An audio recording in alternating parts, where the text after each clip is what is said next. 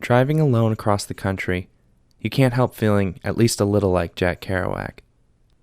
My trip from Vermont to California didn't have the jazz, the drugs, the whorehouses. But behind the wheel, I wrote long letters, speaking into a handheld recorder and rambling just like Sal Paradise.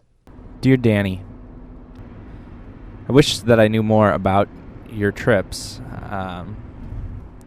I don't know, I'd like to see some of the things you saw, or at least know some of the things that you thought about when you were driving all over the place. I wrote to my family, my friends, really more like one enormous letter addressed to everyone that I love. I wanted to preserve my trip for the ages.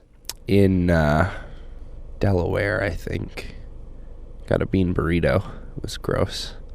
I didn't make it right. But more than that, I thought that I could write a letter that would transform me, so that when I arrived in California, where a new adult life waited for me, I could meet it with all of the weight and depth that adultness implies.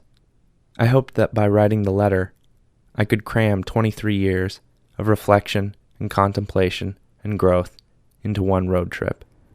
I had this notion that you and I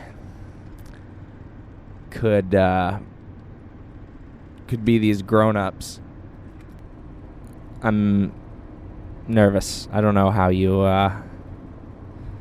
make what our family has. I don't know how you do that. I always get this way, druggy and senseless with ambitions I could never fulfill. I never mind so much the concept albums that don't get written, or the exercise plans that are inevitably waylaid.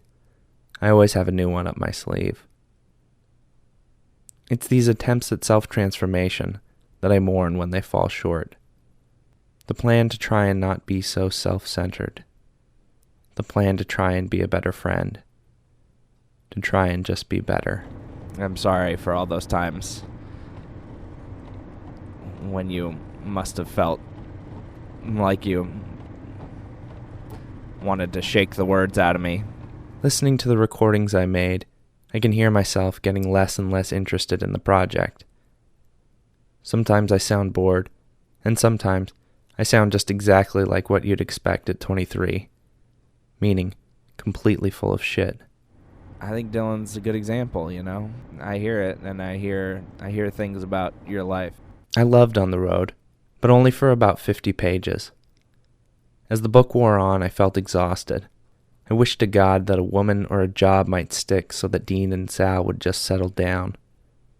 And by the end of my trip, I felt sick of being Jack Kerouac. I would like to feel no expectations about that. I would like to feel as though I'd like to get past the sense of lusting after celebrity and living like a normal person and believing that life will be good. Life will be good even when it's ordinary. Maybe it's okay to keep reaching for self-improvement. And maybe it's okay to stop caring if I ever succeed.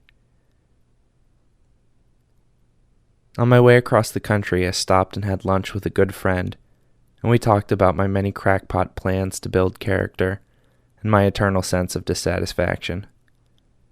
He shook his head and looked at me with obvious love. "Do you know how special you are? I think you have no idea," he told me.